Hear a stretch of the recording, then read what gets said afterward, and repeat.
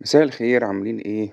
بالفيديو دوّة هاورّيكم أفكار وجبات للدايت، يعني هاثبت لكم فيها إن الدايت هو مش حاجة صعبة وحاجة سهلة، هي بس شوية مبادئ بنمشي عليها، إن إحنا ما بناكلش أكل من برّه، بناكل أكل من البيت. يعني في الفطار هنا بُصّوا كان معايا جبنة قريش، معاها طماطم وزعتر و2 بيضة مسلوقة وجرجير ونُص رغيف عيش، وعملت كوباية شاي.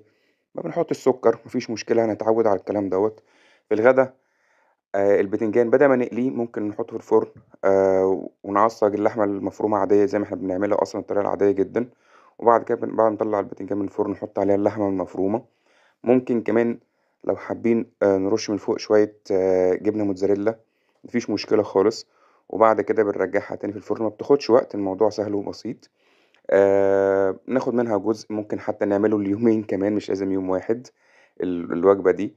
أهم حاجة يبقى عندنا سلطة كتير، خضروات كتير في وجباتنا، في الفطار، في الغدا.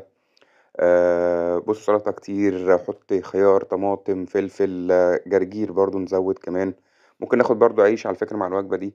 في العشا كنت معايا في عيش معمول في البيت، عليه حتة جبنة طبيعي سواء قريش أو جبنة ملح خفيف ومعاه كوباية شاي برضه من غير سكر. بُصّوا في يوم تاني الفطار أومليت، بدل ما نعمل بيض مسلوق أو بيض مقلي نعمله أومليت بالخضار.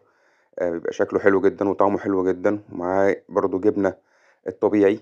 نبعد عن الحاجات اللي هي مضرة، الجبن المُعلبة والحاجات دي كلها مش مفيدة. معانا خيار، معانا نص رغيف. بُصّوا في الغدا برضه الطريقة سهلة، أهم حاجة نعمل أكلنا في البيت. شوية لحمة شوحناها مع البصل اللي هي بنسميها يعني كباب حلة. بنزوّد شوية مَيّة برضه عشان إيه، يعمل صوص كده طعمه جميل. ممكن نستخدمه نحطه بعد كده هتلاقيه نحطه على الرز. الرز نقلل شوية الكميات، الرز أفضل من المكرونة، فنقلل شوية فيه. كباب الحلة بُصّوا البروتين برضه مهم يكون في وجباتنا دايمًا نزوّد بروتين، سواء في الفطار الصبح مثلًا البيض، الجبنة القريش، وفي الغدا أي نوع لحمة، سمك، الفراخ كل دوّة حلو جدًا. بُصّوا الصوص برضه حاطّه على الرز.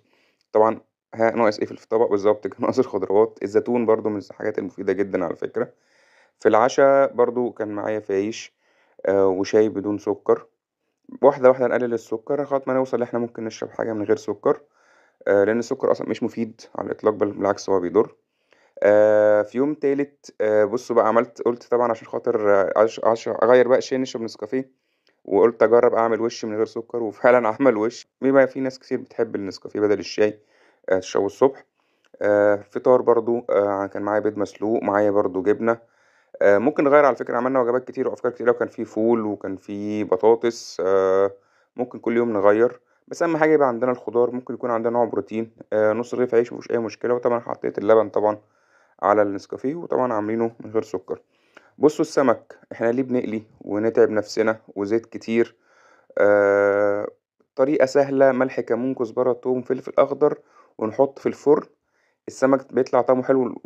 الطريقة دي عملناها كتير أوي وأكيد أعتقد أنتم كتير منكم جربوها. طعمه أحلى من المقلي بكتير جدًا وأخف كتير أوي من المقلي. ونعمل رُز صيادية، لازم سمك يبقى رُز صيادية، مش هنحرم نفسنا من حاجة. وكمان أصلًا مش حاجة غلط، لأ الرُز الصيادية حاجة كويسة. بنعمله بزيت قليل، ناخد منه كمية قليلة. وطبعًا ما ننساش السلطة، لو حابين رشة طحينة برضه عشان السمك يعني يبقى جنبيه الرز وطحينة، حبة بسيطة ما فيش أي مشكلة خالص. الموضوع سهل وبسيط. بُص الوجبة بتبقى مشبعة وجميلة. وفي العشا ممكن أي نوع سمرة فاكهة حسب المتاح، أو علبة زبادي مع سمرة فاكهة. ده كان ملخص 3 أيام. شكرًا ليكم.